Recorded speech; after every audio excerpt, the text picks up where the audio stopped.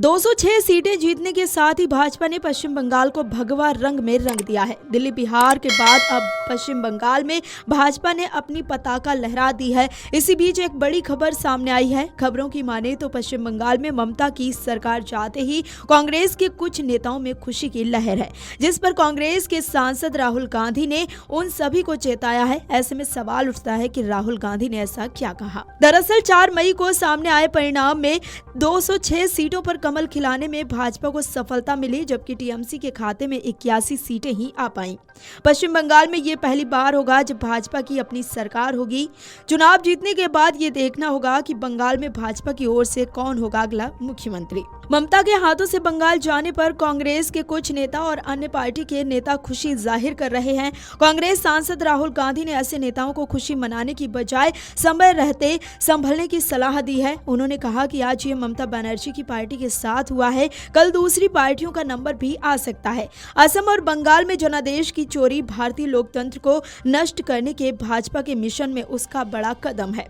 राहुल गांधी ने x post में लिखा, कांग्रेस के कुछ लोग और अन्य लोग टीएमसी की हार पर खुशी मना रहे हैं। उन्हें ये बात स्पष्ट रूप से समझनी चाहिए। असम और बंगाल के जनादेश की चोरी भाजपा द्वारा भारतीय लोकतंत्र को नष्ट करने के अपने अभियान में उठाया गया एक बड़ा कदम है।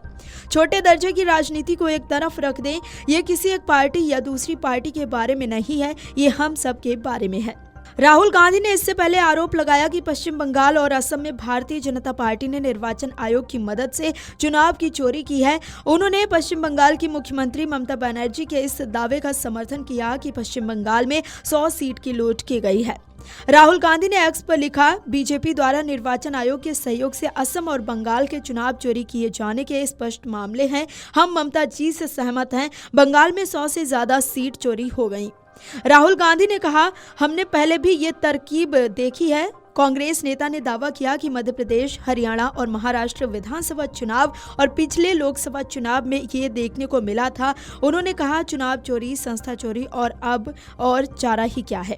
ममता बनर्जी के लिए ये चुनाव उनके राजनीतिक जीवन की निर्णायक लड़ाइयों में से एक माना जा रहा था। 3 कार्यकाल और लंबे समय तक सत्ता में रहने के बाद ये मुकाबला केवल सरकार बचाने का नहीं, बल्कि उनके बनाए राजनीतिक ढांचे को बचाने का भी था। 71 वर्ष की उम्र में और 3 कार्यकाल पूरे करने के बाद ममता की वापसी की राह पहले से अधिक कठिन नजर आती है। हालांकि सिंगूर और नंदीग्राम जैसे आंदोलनों से उभरने की क्षमता पहले ही देखी जा चुकी है, लेकिन इस बार चुनौती का पैमाना अलग है, जहां समय, संगठनात्मक कमजोरी और मजबूत प्रतिद्वंदी एक साथ मौजूद हैं। फिर भी उनका राजनीतिक सफर अक्सर संघर्ष की राजनीति से मजबूत हुआ है। सत्ता से बाहर होने पर वो पार्टी को फिर से विपक्षी ताकत के रूप में ढालने की कोशिश कर सकती हैं।